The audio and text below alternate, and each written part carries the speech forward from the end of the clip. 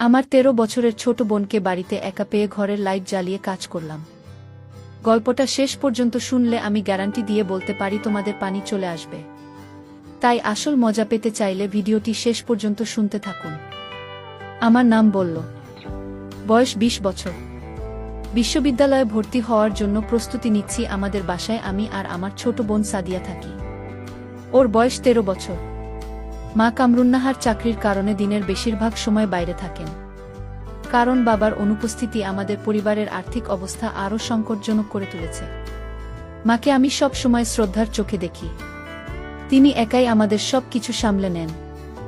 সাদিয়ার সাথে আমার সম্পর্ক ছোটবেলার মতো বন্ধুত্বপূর্ণ থাকলেও কিছু সময় ধরে আমার ভেতর অন্যরকম একটা অদ্ভুত পরিবর্তন এসেছে। সাদিয়া ছোটবেলায় যেমন মিষ্টি আর চঞ্চল ছিল তেমনি রয়ে গেছে। কিন্তু এখন ওর দেহের গঠন, তার সপ্রতিভ চেহারা সবকিছু যেন আকর্ষণের এক নতুন মানচিত্র তৈরি করেছে আমার মনে। আমি এই অনুভূতিগুলো নিয়ে লজ্জিত হই, কিন্তু নিজেকে থামাতে পারি না। যখন সাদিয়া ঘরে থাকে তখন যেন আমি আর স্বাভাবিক থাকতে পারি না। একদিন সন্ধ্যায় মা আমাদের ছেড়ে অফিসে গেছেন। ফিরতে দেরি হবে বলে জানিয়েছেন সাদিয়া। সেই সময় নিজের রুমে পড়াশোনা করছিল। আমি ওর দিকে তাকিয়ে দেখছিলাম কিভাবে ওর চুল এলোমেলো হয়ে গাল ছুঁয়ে যাচ্ছে, কিভাবে সে নিস্পৃহ ভঙ্গিতে পড়ছে। আমার ভিতরে একটা অস্বস্তি বোধ হচ্ছিল, কিন্তু আমি এড়াতে পারছিলাম না। হঠাৎ সাদিয়া আমাকে ডেকে বলল, ভাইয়া তুমি কি দেখছো অমন করে? তুমি বেশ কিছুদিন ধরে অনেক অদ্ভুত আচরণ করছো। কিছু হয়েছে তোমার? আমি কোনো উত্তর দিতে পারলাম না। ওর চোখের দিকে তাকালে আমার মুখ থেকে কথা বের হয় না। আমি মিথ্যে বললাম, না তেমন কিছু না। সাদিয়া একটু চিন্তিতভাবে আমার দিকে তাকান, তারপর আবার বইয়ের দিকে মন দিল। সন্ধ্যা যখন গড়িয়ে রাত হলো, সাদিয়া গোসল করতে গেল। আর সেখান থেকেই আমার জীবনের সবচেয়ে বড় পরিবর্তন শুরু হলো। আমি ওর ঘরের দরজার সামনে গিয়ে দাঁড়ালাম। ভেতর থেকে পানির শব্দ শোনা যাচ্ছিল, আর আমার মনে এক অদ্ভুত ধারণা তৈরি হচ্ছিল। আমি দরজার ফাঁক দিয়ে লুকিয়ে দেখার চেষ্টা করলাম, কিন্তু সাহস পেলাম না। এক পাশে দাঁড়িয়ে অপেক্ষা করতে লাগলাম। কিছুক্ষণ পর সাদিয়া গোসল শেষ করে বাইরে এল। ওর শরীর থেকে পানি পড়ছিল, ভেজা চুলগুলো যে গলার উপর থেকে নিচের দিকে পড়ে যাচ্ছিল। আমি চুপচাপ তাকিয়েছিলাম আর নিজেকে কিছুতেই সামলাতে পারছিলাম না। সাদিয়া আমার দিকে হাসি দিয়ে বলল, ভাইজা তুমি কিছু ভাবছো? আমি চমকে উঠলাম, যেন ধরা পড়ে গেলাম। না কিছু না, আমি তাড়াতাড়ি বলে উঠলাম। কিন্তু সেই রাতে আমি সবচেয়ে বড় ভুলটা করলাম। যখন সাদিয়া ঘুমিয়ে গেল, আমি লুকিয়ে ওর ভিডিওগুলো দেখতে শুরু করলাম। নিজেকে ঠিক রাখতে পারলাম না। মোবাইলের স্ক্রিনে সাদিয়ার মুক্তার সবকিছু যেন আমাকে টেনে নিচ্ছিল। সেই মুহূর্তে আমি এক অদ্ভুত আনন্দ বোধ করলাম, কিন্তু তার সঙ্গে সঙ্গে ভেতরে একটা অপরাধবোধ কাজ করছিল। আমি জানি এটা সম্পূর্ণ ভুল, কিন্তু নিজেকে আটকাতে পারিনি। কয়েকদিন এভাবে চলবে। সাদিয়ার সঙ্গে আমার সম্পর্ক আগের মতো স্বাভাবিক থাকলেও আমার মনোযোগ কতটা পাল্টে যাচ্ছিল। আমি ওর দিকে তাকালে সবকিছু যেন বদলে যেত। সাদিয়ার প্রতিটা কাজ আমাকে নতুনভাবে আকর্ষণ করত। কিন্তু আমার এই আকর্ষণের খবর কি সে জানে না, সেটাই আমার জন্য সবচেয়ে বড় স্বস্তি ছিল। তবে কিছুদিন পর আমার আচরণে কিছু অদ্ভুত লক্ষ্য করা শুরু করল। ওর মনে হয়েছিল কেউ কেউ লুকিয়ে দেখছে, কিন্তু সরাসরি কিছু বলছিল না। একদিন রাতে মা আমাদের একা রেখে অফিসের কাজ নিয়ে বাইরে ছিল। সেই রাতে সাদিয়া হঠাৎ আমার সামনে এসে বলল, ভাইয়া তুমি কি সত্যিই কিছু লুকাচ্ছে? আমি চমকে উঠলাম। সাদিয়া কিভাবে বুঝল? আমি কি ধরা পড়ে গেলাম নাকি? সাদিয়া একটু হেসে বলল, ভাইয়া তুমি অনেক অদ্ভুত আচরণ করছো। কিছুদিন ধরে আমার সাথে কিছু হচ্ছে। আমি কিছু বলার আগেই সাদিয়া আমার মোবাইলের দিকে নজর দিল।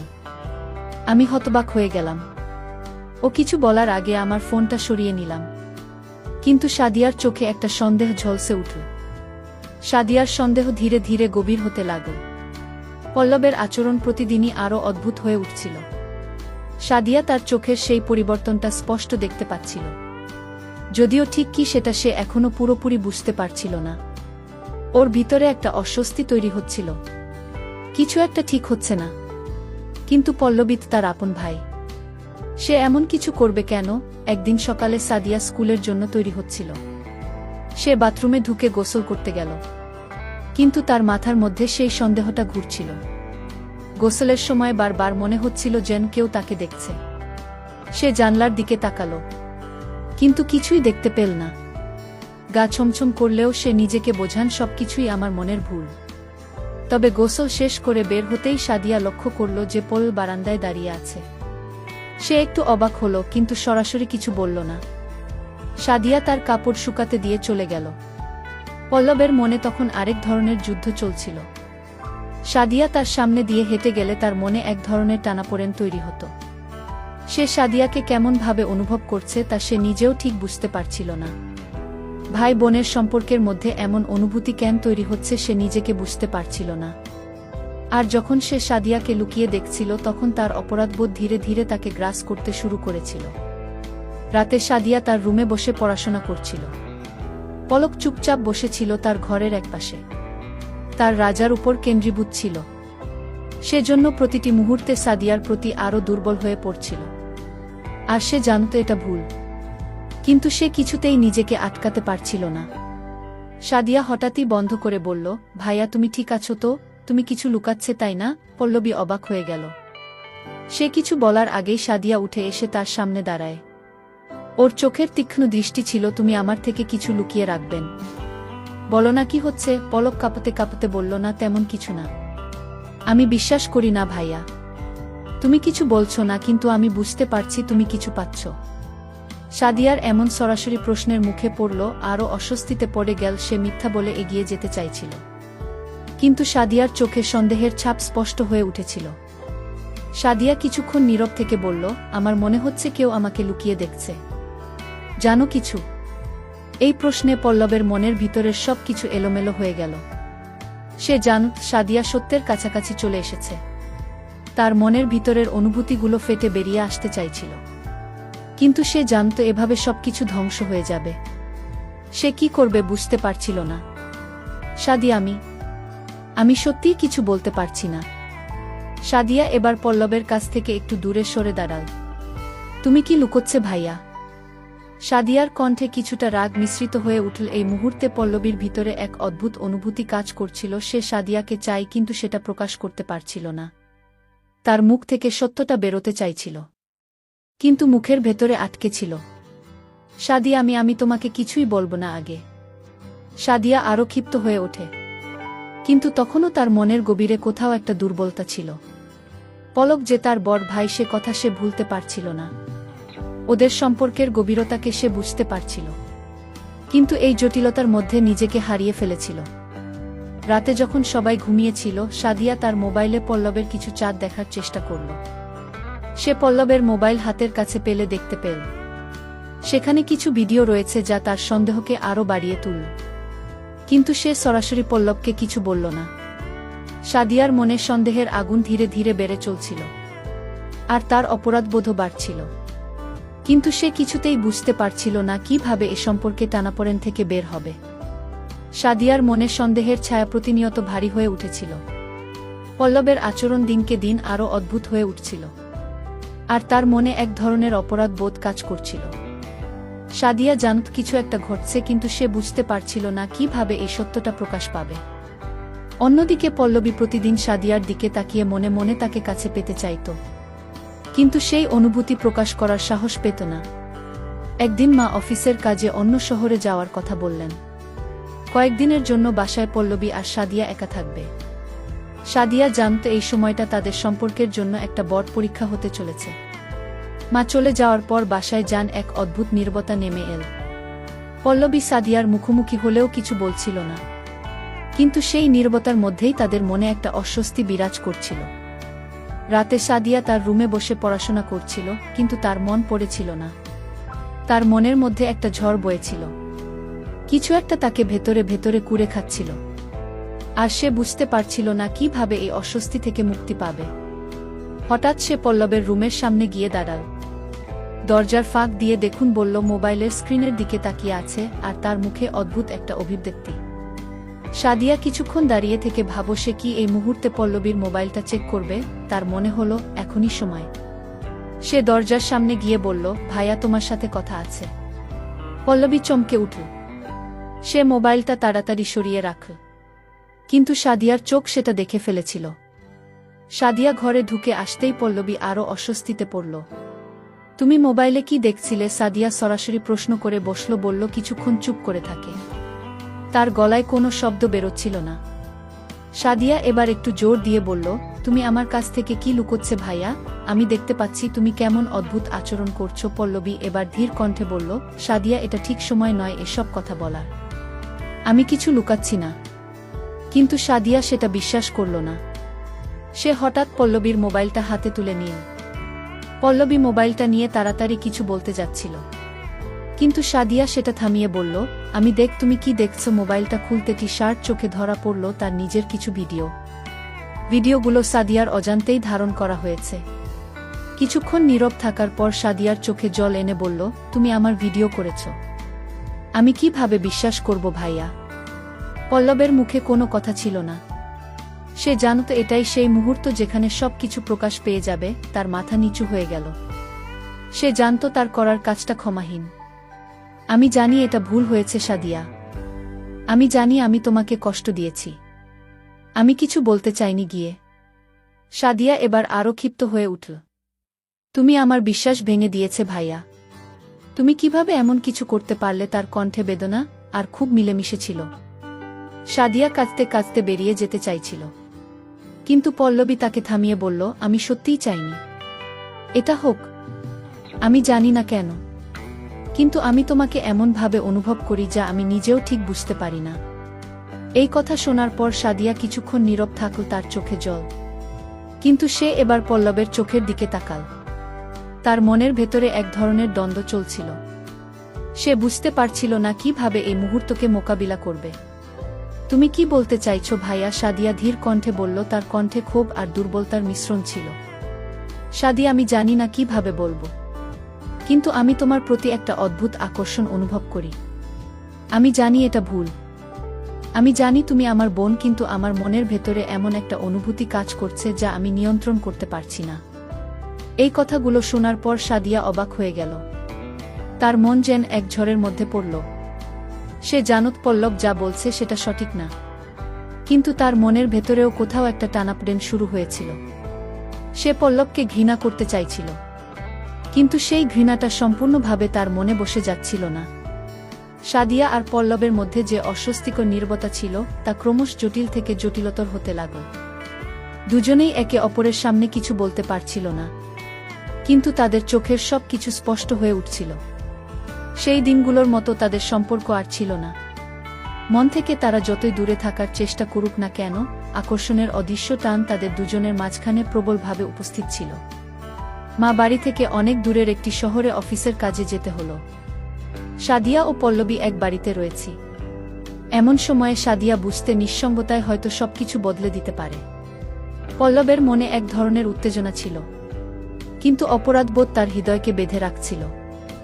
রাতের খাওয়া শেষ করে সাদিয়া তার ঘরে গিয়ে দরজা বন্ধ করল। সে পড়াশোনার জন্য বসেছিল, কিন্তু তার মন পুরোপুরি এক অন্য ধাঁধায় আটকে গিয়েছিল। এক মুহূর্তের জন্য পল্লবীর সাথে কাটানো সব অদ্ভুত ঘটনা, সেই অপরাধ মিশ্রিত অনুভূতি সব তার মনের মধ্যে উকি দিতে শুরু করল। হঠাৎ দরজায় শব্দ হল। সাদিয়া দরজা খুলতেই পল্লবকে দাঁড়িয়ে থাকতে দেখে। তার মুখে একটা অসহায় অভিব্যক্তি, চোখে মুখে অস্থিরতা। বুঝলাম কিছু একটা বলার আছে ওর।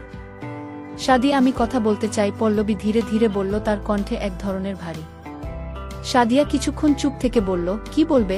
পলক ধীরে ধীরে ঘরের ভেতরে ঢুকে পড়ল। দরজাটা নিজে থেকেই বন্ধ হয়ে গেল, যেন চারপাশের পৃথিবী থেকে তারা সম্পূর্ণ আলাদা হয়ে গেল। আমি আর এভাবে থাকতে পারছি না, বলে উঠল, আমার মনের মধ্যে যা চলছে সেটা আমি আর আটকাতে পারছি না। আমি তোমাকে ভালোবাসি। সাদিয়া চমকে গেল, তার চোখ বড় হয়ে উঠল। ভাই, যা তুমি কি বলছো? এটা কি ঠিক বলছো? হ্যাঁ সাদিয়া, আমি জানি এটা ভুল। আমি জানি আমরা ভাই বোন, কিন্তু এই অনুভূতিটা আমি অনেক দিন ধরে লুকিয়ে রাখার চেষ্টা করেছি। প্রতিদিন আমি তোমার সামনে থাকি আর নিজেকে হারিয়ে ফেলি।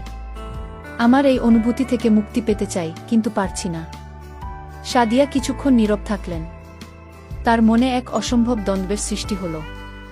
সে জানত পল্লবের কথা মেনে নেওয়া সম্ভব না, কিন্তু তার মনের ভেতরেও কোথাও একটা ভাঙন ধরতে শুরু করল। আমরা যা করছি সেটাকে কেউ মেনে নেবে না, সাদিয়া বলল, তার কণ্ঠে বেদনাও দ্বিধা মেশানো ছিল। তুমি জানো না এর পরিণতি কি হতে পারে? পল্লবী মাথা নিচু করে বলল, আমি জানি, কিন্তু আমার অনুভূতিটা সত্যি।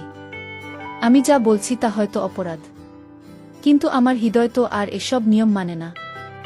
সাদিয়া এবার আর নিজেকে স্থির রাখতে পারল না। তার চোখে জল চলে এল। সে বুঝতে পারছিল না কি করবে বা কি বলবে। সে একদিকে পল্লবকে ঘৃণা করতে চাইছিল, কিন্তু অন্যদিকে তার মনের ভেতরেও কোথাও যেন একটা গোপন আকর্ষণ কাজ করছিল। সাদিয়া বলল, তুমি আমার জীবনটা ধ্বংস করে দিয়েছ। তার কণ্ঠে প্রচণ্ড বেদনা ছিল।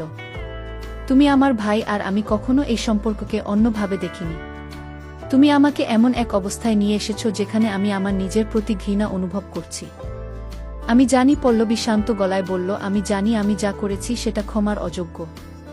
কিন্তু সাদিয়া, আমি শুধু চাই তুমি জানো যে আমি সত্যিই তোমাকে ভালোবাসি।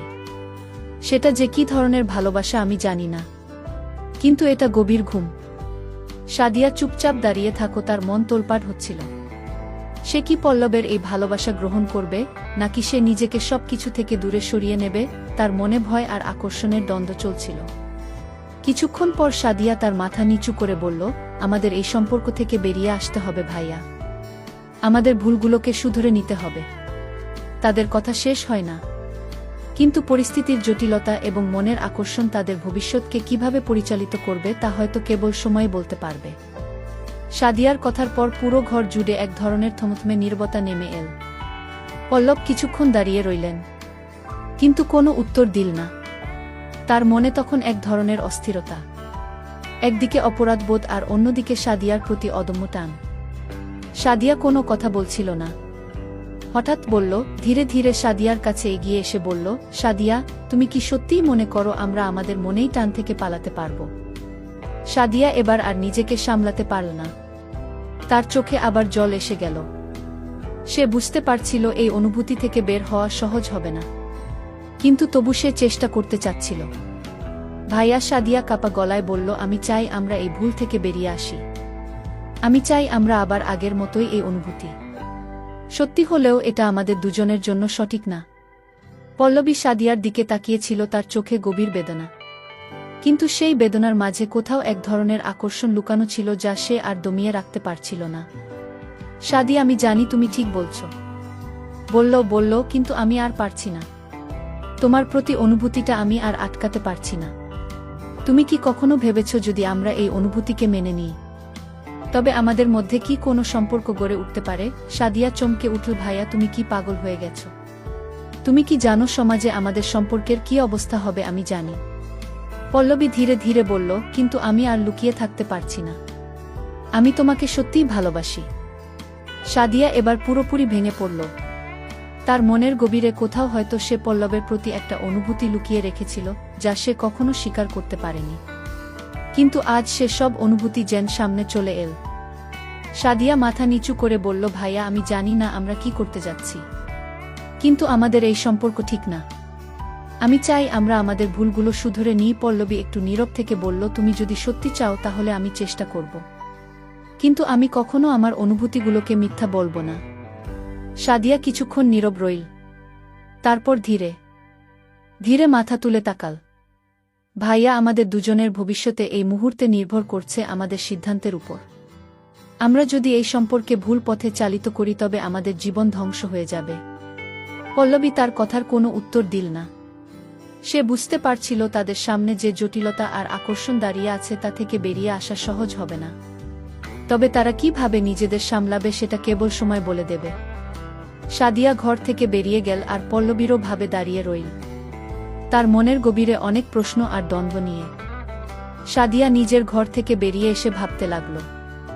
সে জানত তার মনের মধ্যে দোলাচল চলছে। একদিকে পল্লবের প্রতি অদম্য আকর্ষণ, অন্যদিকে পরিবারের প্রতি দায়িত্ববোধ। সে বুঝতে পারছিল এই দুটি অনুভূতি একসঙ্গে চলতে পারে না। তার ভাই, যার প্রতি এতদিন শুধুই ভাই হিসেবে দেখেছে, আজ কেমন যেন এক অন্য রূপ ধারণ করেছে।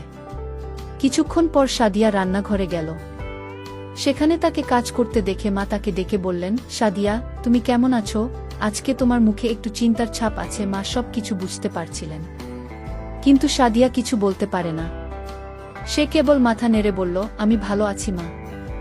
রান্নাঘরের কাজ করতে করতে সাদিয়া ভেবেছিল কিভাবে সেই পরিস্থিতি সামলাবে। হঠাৎ করে তার কাছে ফোন এল। ফোনের পর্দায় পল্লবের নাম দেখে তার হৃদয় দুরুদুরু করে ওঠে।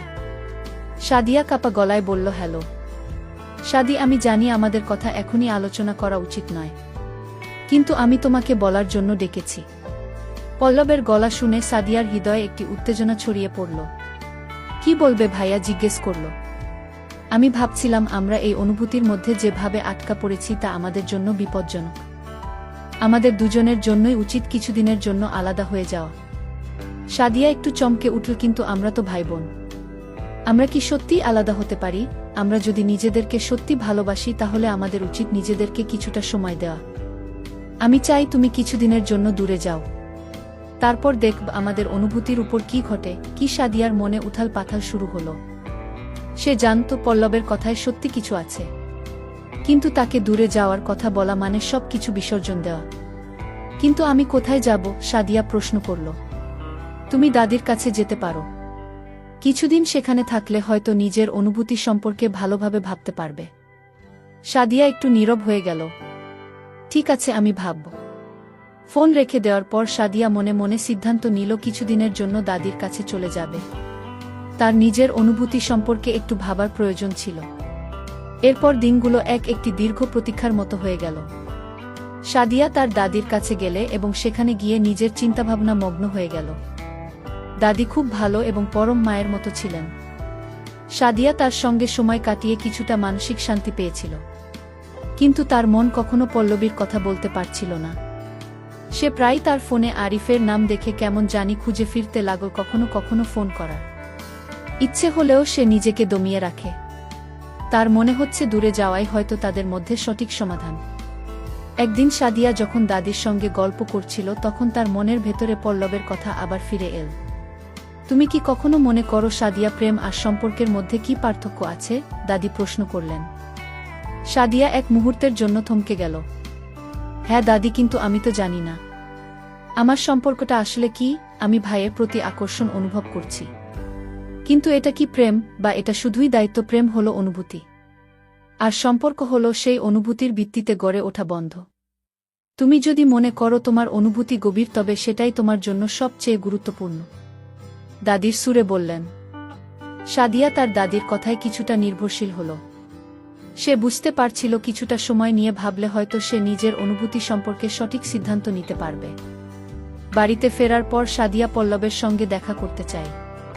সে জানে তাদের সম্পর্কের পরিস্থিতি আসলে খুব জটিল, কিন্তু সেই সম্পর্কে সত্যিকারের স্বরূপ খুঁজে বের করতে হলে তাদের মধ্যে খোলামেলা আলোচনা করা উচিত। এভাবে সাদিয়া পল্লবের সঙ্গে আবার যোগাযোগ করতে স্থির করল। সে ফোন করার সিদ্ধান্ত নিল, কারণ সে জানত পল্লবের অনুভূতির প্রতি তার যে দ্বন্দ্ব ছিল সেটাকে মোকাবেলা করার সময় এসেছে।